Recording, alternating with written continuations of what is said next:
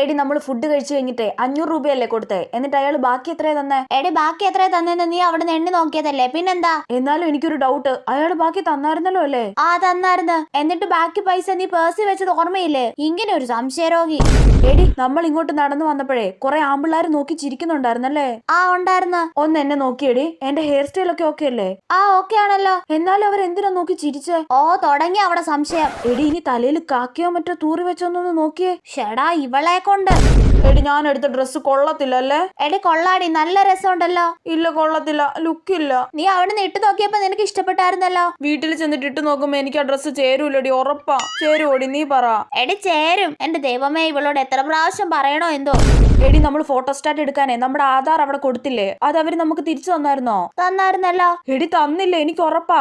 തന്നില്ലേ? നീ ബാഗ് നോക്കിയേ. ഇവൾ എന്നെ കൂടെ സംശയരോഗി ആക്കൂലോ ദൈവമേ.